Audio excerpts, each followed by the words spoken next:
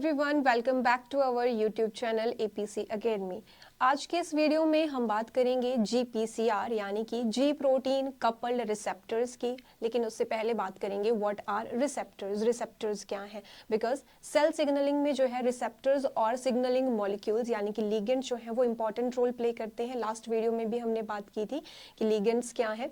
So first, what are receptors? So receptors, these are integral membrane proteins that pass through the lipid bilayer and transmit the information from the extracellular environment to inside the cell by changing its shape. So receptors का क्या role रहेगा? तो basically receptors क्या हैं? These are proteins. ये हैं proteins जो कि किसके साथ बाइंड करेंगे? तो ये सिग्नलिंग मॉलिक्यूल यानी कि लिगेंड के साथ जो है वो बाइंड करेंगे। Ligand it is also known as signalling molecule, जो कि इंफॉर्मेशन लेकर आ रहा है एक्स्ट्रा सेल्यूलर एनवायरमेंट से, और वो इंफॉर्मेशन जो है पास होगी inside the cell with the help of these receptors. Next is types of receptors. So receptor जो है वो दो कैटेगरीज में डिवाइडेड है। Cell surface receptors, cell surface यानी कि सेल के सरफेस पे रिसेप्टर्स जो हैं वो प्रेजेंट होंगे, and these are also known as membrane bound receptors. Membrane bound receptors. So cell surface receptor जो है इनके साथ बाइंड करने वाले जो सिग्नलिंग मॉलिक्यूल्स होंगे मेनली किस तरह के होंगे? तो ये रहेंगे हाइड्रोफिलिक नेचर के। सेकेंड, सेल सरफेस रिसेप्टर जो है इनके टाइप्स, तो टाइप्स रहेंगे जी protein linked receptors, enzyme linked receptors and ion channel linked receptors. Second category is intracellular receptors. Intracellular means कि जो रिसेप्टर्स हैं वो सेल के अंदर प्रेजेंट होंगे। So these receptors are present either in nucleus और in cytoplasm, either in nucleus or in cytoplasm. So intracellular जो receptors रहेंगे इनके साथ बाइंड करने वाले जो सिग्नलिंग मॉलिक्यूल्स हैं वो किस नेचर के होंगे? तो मेनली ये रहेंगे लिपोफिलिक नेचर के, जो कि डिफ्यूज करेंगे होंगे प्लाज्मा मेम्ब्रेन से। लिपोफिलिक नेचर के रहेंगे जो कि इंट्रासेलुलर रिसेप्टर के साथ बाइंड करेंगे। अब सेकेंड, जो साइटोप्लाज्म के साथ बाइंड करने वाले सिग्नलिंग मॉलिक्यूल्स हैं तो वो कौन से मॉलिक्यूल्स रहेंगे? So these are mainly steroid hormones. Mainly steroid hormones जो हैं वो बाइंड करेंगे साइटोप्लाज्म में जो रिसेप्टर्स प्रेजेंट हैं उनके साथ। सेकंड है जो न्यूक्लियस के साथ, न्यूक्लियस में रिसेप्टर्स प्रेजेंट हैं उनसे बाइंड करने वाले मॉलिक्यूल सिग्नलिंग मॉलिक्यूल्स कौन से हैं? तो non steroid hormone, for example thyroid hormone. Thyroid hormone ये जो है वो बाइंड करेगा।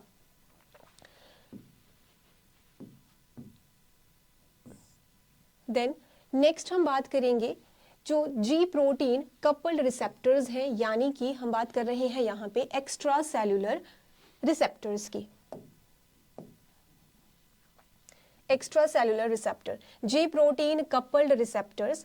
सो जी प्रोटीन कपल्ड रिसेप्टर इन्हें कहा गया है बिकॉज इसके साथ क्या होगा कि जो जी प्रोटीन रहेगी वो लिंक्ड होगी रिसेप्टर के साथ। So G it is G protein linked receptor.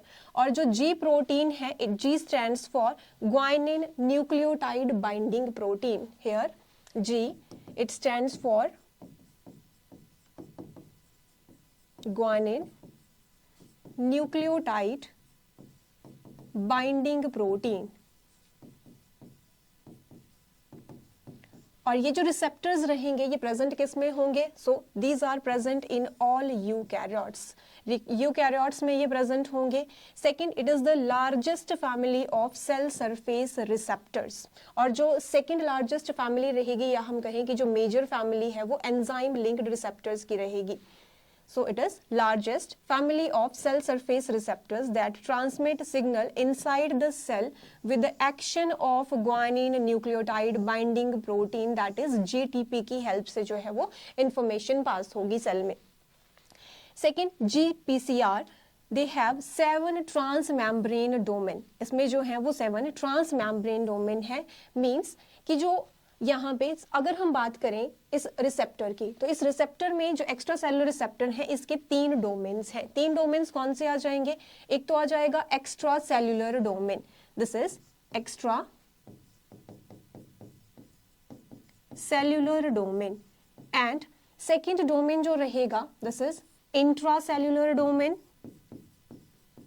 Intra cellular domain, and it is also known as cytosolic domain. ये साइटोसोल की तरफ को है तो साइटोसोलिक डोमेन कहेंगे। एंड एक्स्ट्रा सेलुलर जो डोमेन है ये बाइंड करेगा सिग्नलिंग मॉलिक्यूल से, यानी कि लाइगेंड से ये बाइंड करेगा, यहाँ पे लाइगेंड बाइंड होगा। So this is also known as ligand binding domain. और अब बात करेंगे कि जो लिपिड मेम्ब्रेन है, यहाँ पे जो लिपिड बाइलेयर है, यहाँ पे जो प्रेजेंट है ये जो डोमेन यहाँ पे रहेगा this is transmembrane domain, transmembrane domain present है। And in case of GPCR जो ट्रांस मेम्ब्रेन डोमेन है ये 7 टाइम्स जो है वो पास करेगा लिपिड बाइलेयर को, 7 टाइम्स जो है वो पास कर रहा है। और इसी बेसिस पे क्या कहा जाएगा? GPCR it is also known as serpentine receptor, serpentine receptor कहेंगे। सेकंड मल्टीपास सिंगल पॉलीपेप्टाइड है, मल्टीपल टाइम्स यानी कि 7 टाइम्स पास हो रहा है, लेकिन है क्या? सिंगल पॉलीपेप्टाइड है ये।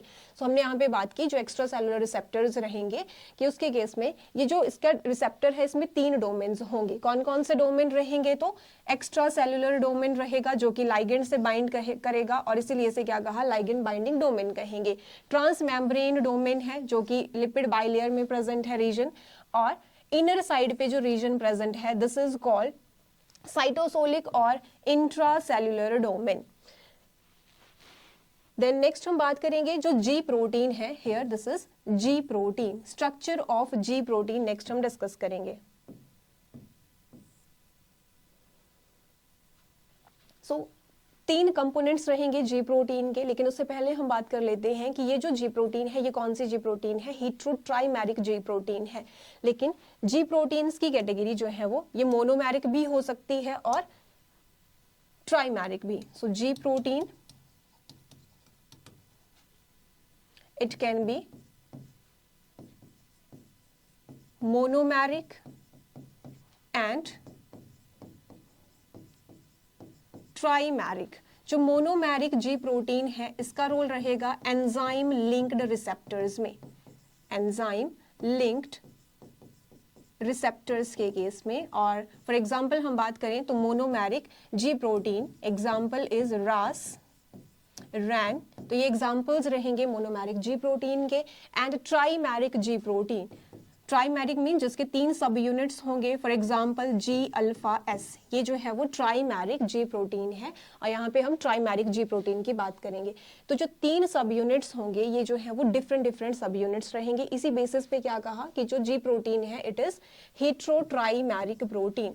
Second, G protein coupled receptors they work with energy rich GTP to change shape upon binding with the ligand। जैसे ही ligand के साथ जो है रिसेप्टर की बाइंडिंग होगी उसके बाद क्या होगा कि जो जी प्रोटीन है ये एक्टिवेट होगी। अब यहाँ पे ध्यान रखना है कि जो जी प्रोटीन की एक्टिव फॉर्म होती है वो कौन सी होगी और इनएक्टिव कौन सी है। सो this is structure of ji protein जिसके सब यूनिट्स कौन से हैं? Alpha, beta and gamma. जब ये इनएक्टिव फॉर्म में है तो इसका जो अल्फा सब यूनिट रहेगा उसके साथ जीडीपी बाइंड होगा, और जब ये एक्टिव होगा तो उस केस में जो है जी प्रोटीन के साथ जीटीपी बाइंड करेगा, means this GDP is replaced by GTP. और ऐसा होगा कब? जब लाइगेंड जो है वो बाइंड करेगा रिसेप्टर से, तब जो है वो जी प्रोटीन एक्टिव होगी।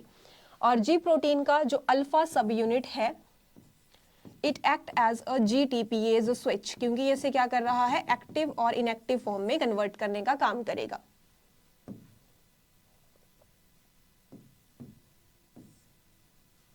नेक्स्ट इज जो जीपीसीआर है उसका जो मैकेनिज्म रहेगा, जो एक्टिवेशन होगा वो किस तरह से होगा। तो इसमें जो है हम स्टेप बाय स्टेप देखेंगे। तो हम बात कर रहे हैं कि लाइगेंड आएगा तो क्या होगा कि बाइंडिंग होगी रिसेप्टर के साथ, फिर एक्टिवेट होगा GPCR. So first step is first step is binding of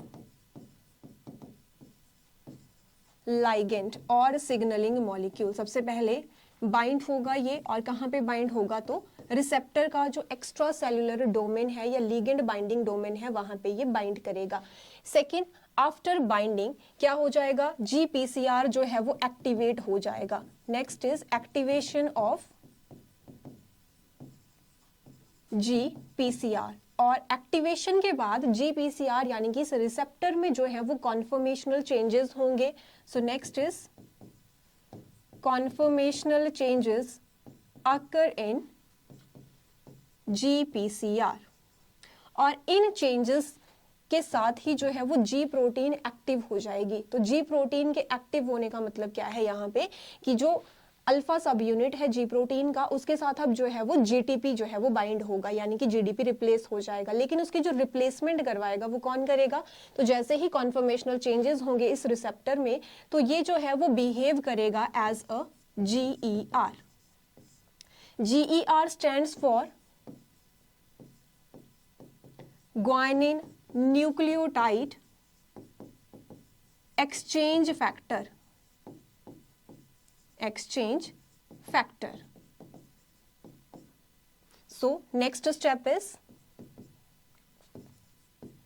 GDP, it is replaced by GTP, और इसको रिप्लेस किसने किया तो guanine nucleotide exchange factor ने जो है वो रिप्लेस किया। नेक्स्ट है यहाँ पे क्या हो गया, जो G प्रोटीन है वो एक्टिव हो गई। जैसे ही G प्रोटीन एक्टिव फॉर्म में कन्वर्ट हुई तो उसके जो सब यूनिट्स होंगे, बिकॉज GTP कहाँ पे बाइंड करेगा, ये अल्फा सब यूनिट के साथ बाइंड करेगा। एक्टिव होते ही ये जो है वो दो कंपोनेंट्स में ब्रेक हो जाएगी, यानी कि डिसोसिएशन होगा इसका एक यूनिट जो है G प्रोटीन का ये सेपरेट हो जाएगा, अल्फा सब यूनिट और G, यानी कि इसे हम क्या कहेंगे G अल्फा। एंड सेकेंड जो डिसोसिएशन होगा तो एक डाइमर बनेगा यहाँ पे, मींस बीटा एंड गामा जो है वो सेपरेट हो जाएंगे। तो इस तरह से ये अब एक्टिव फॉर्म रहेगी G प्रोटीन की। और ये दोनों ही जो सब यूनिट्स हैं ये दोनों क्या करेंगे further, they activate effector protein, and effector protein क्या एक्टिवेट करेगी तो सेकेंडरी मैसेंजर को ये एक्टिवेट करेगी, जैसे कि कैल्शियम आयंस हो गए। और इस तरह से रिस्पॉन्स क्रिएट होगा, एक कैस्केड सिग्नलिंग चलेगा और क्या होगा फाइनली जो है वो रिस्पॉन्स प्रोड्यूस होगा। इस तरह से जो है वो एक्शन होगा, ये एक्टिवेशन होगा GPCR रिसेप्टर का, साथ में G प्रोटीन उसमें हेल्प करेगी सिग्नलिंग में। सो नेक्स्ट जो है, अगर G प्रोटीन एक्टिव रहती है तो क्या होगा, कॉन्टिन्यूअसली जो है ये सिग्नल कॉन्टिन्यूअसली ये जो है वो रिस्पॉन्स प्रोड्यूस करती रहेगी। तो उन कॉन्टिन्यूअस रिस्पॉन्स को रोकने के लिए यहाँ पे क्या किया जाएगा कि जो G प्रोटीन एक्टिव फॉर्म में है इसे फिर से कन्वर्ट किया जाएगा इनएक्टिव फॉर्म में, और उसके लिए यहाँ पे रिस्पॉन्सिबल है ये G अल्फा सब unit, because this G alpha सब unit has intrinsic GTPase activity. इसमें क्या प्रेजेंट है, इंट्रिंसिक GTPase एक्टिविटी है। तो जो GTPase एक्टिविटी है अब इसे ट्रिगर करने का काम कौन करेगा, तो इस एक्टिविटी को इंड्यूस करेगा गैप प्रोटीन। हेयर जो गैप प्रोटीन है ये क्या है, gap protein, it stands for GTPase activating protein, means GTPase को एक्टिवेट कर रहा है, तो प्रोटीन का नाम क्या है, तो GTPase एक्टिवेटिंग प्रोटीन है जो कि इसे क्या कर देगा, एक्टिव कर देगा। और इसके एक्टिव होते ही क्या हो जाएगा, जो GTP है it is replaced by GDP, means यहाँ पे हाइड्रोलिसिस होगी GTP की, और GTP की हाइड्रोलिसिस कौन करवा रहा है, तो वो GTPase करवाएगा। So it is replaced by GDP, और GDP बाइंड करेगा अल्फा सब यूनिट के साथ, और फिर से क्या हो जाएगा, यहाँ पे ये इनएक्टिव फॉर्म में कन्वर्ट होगी, मींस ये रीएसोसिएट हो जाएंगे इसके जो सब यूनिट्स होंगे, इस तरह से beta and gamma subunits, और ये फॉर्म इसकी क्या कहलाएगी, this is inactive G protein. और एक्टिव फॉर्म में ये कब थी, यहाँ पे ये एक्टिव फॉर्म में है जब इसके जो डिसोसिएशन होगा और अल्फा सब यूनिट के साथ जो है वो GTP बाइंड करेगा। तो इस तरह से ये कंप्लीट जो है वो साइकिल चलेगी, और जो रिसेप्टर्स होंगे वो रेडी रहेंगे नेक्स्ट जी प्रोटीन को एक्टिवेट करने के लिए। अब डायग्राम की हेल्प से हम देख लेते हैं जो स्टेप्स हमने यहाँ पे लिखे हैं। First, when signaling molecule binds to G protein coupled receptor, G protein alpha subunit exchange GDP for GTP। तो क्या होगा, ये रही इसकी इनएक्टिव फॉर्म, जो हीट्रोट्राइमेरिक जी प्रोटीन है यहाँ पे ये इसके साथ लिंक्ड है। अब ये इनएक्टिव फॉर्म में है, जैसे ही सिग्नल रिसीव होगा तो रिसीव होने के बाद क्या होगा, जीडीपी जो है इसको रिप्लेस कर दिया जाएगा जीटीपी के साथ। कौन रिप्लेस कर रहा है, तो फैक्टर कौन सा रहेगा यहाँ पे, जो ग्वानिन न्यूक्लियोटाइड एक्सचेंज फैक्टर है ये इसको रिप्लेस करेगा। So here this GDP it is replaced by GTP. तो जीटीपी रिप्लेस करेगा और रिप्लेसमेंट के बाद ये एक्टिव हो गई, तो एक्टिव होते ही ये डिसोशिएट हो जाएगी, तो दो यूनिट्स इसके बन जाएंगे। एक बन जाएगा अल्फा जीटीपी यानी कि जी अल्फा की फॉर्मेशन हो रही है, और दूसरा जो है बीटा और गामा जो है ये सेपरेट हो जाएंगे, और ये कहाँ पे लिंक्ड है, तो प्लाज्मा मेम्ब्रेन में है, ताकि जो प्रोटीन्स हैं अदर प्रोटीन्स उनके साथ ये इंटरैक्ट कर सके। और इस तरह से जो है फिर ये क्या करेंगे, रिस्पॉन्स प्रोड्यूस करेंगे। फर्दर जो है अब रिस्पॉन्स प्रोड्यूस हो गया, तो जो जी प्रोटीन है एक्टिव फॉर्म में वो फिर से इनएक्टिव फॉर्म में कन्वर्ट होगा। तो इनएक्टिव फॉर्म में कन्वर्ट करने के लिए यहाँ पे इस अल्फा जो जी अल्फा जीटीपी है, इसके पास क्या है, जीटीपीएज एक्टिविटी है। जीटीपीएज एक्टिविटी को यहाँ पे GAP protein, GTPase activating protein जो है वो जीटीपीएज की एक्टिविटी को ट्रिगर करेगा, and GTP is hydrolysed to GDP, the signalling molecule comes off the receptor. और इस तरह से फिर से क्या हो जाएगा, ये रीयूनाइट होंगे। सो द अल्फा सब unit comes back together with the receptor and the beta and gamma सब यूनिट्स। ये रही कंप्लीट साइकिल। तो एक बार जो है फिर से हम इसे समराइज करते हैं कि जो जी प्रोटीन का एक्टिवेशन है वो किस तरह से रहेगा। जी प्रोटीन लेट्स से ये है इनएक्टिव फॉर्म में, और इनएक्टिव फॉर्म में है तो हीट्रोट्राइमेरिक फॉर्म में रहेगी। फिर हमने बात की कि इसका एक्टिवेशन कब होगा, जब लाइगेंड बाइंड करेगा, तो उस टाइम पे जीईएफ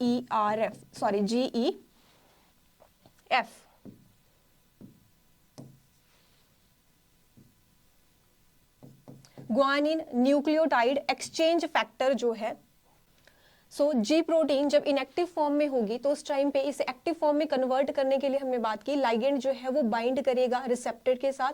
रिसेप्टर पे बाइंड होते ही उसमें कॉन्फर्मेशनल चेंजेस आएंगे, और उसके बाद क्या हो जाएगा कि वो बिहेव करेगा as a guanine nucleotide exchange factor. फिर यहाँ पे क्या होगा, जीटीपी जो है ये एंटर होगा, मीन्स जीडीपी जो है वो रिमूव होगा। GDP is replaced by GTP. तो जो जी प्रोटीन है अब ये किसके साथ बाइंड करेगी, तो ये बाइंड करेगी जीटीपी के साथ, मींस यहाँ पे इसका जो अल्फा यूनिट है वो बाइंड करेगा, बाकी जो सेकेंड यूनिट रहेगा वो सेपरेट हो जाएंगे, डिसोशिएट होंगे, beta and gamma units. Then next जो है अब इसे फिर से इनएक्टिव फॉर्म में कन्वर्ट करना है, तो इनएक्टिव फॉर्म में इसको जो कन्वर्ट किया जाएगा तो यहाँ पे कौन सी प्रोटीन का रोल रहेगा, gap protein. GTPase activating protein ये किसे एक्टिव कर देगी, ये एक्टिव करेगी जीटीपीएज को, और जीटीपीएज क्या करेगा, हाइड्रोलिसिस ऑफ जीटीपी, और इनऑर्गेनिक फॉस्फेट जो है वो रिमूव होगा और वापस से ये इनएक्टिव फॉर्म में जो है वो कन्वर्ट हो जाएगा। सो आज के इस वीडियो में हमने डिस्कस किया basics of GPCR. If you found this video helpful, then do like, share and subscribe our YouTube channel. Thank you.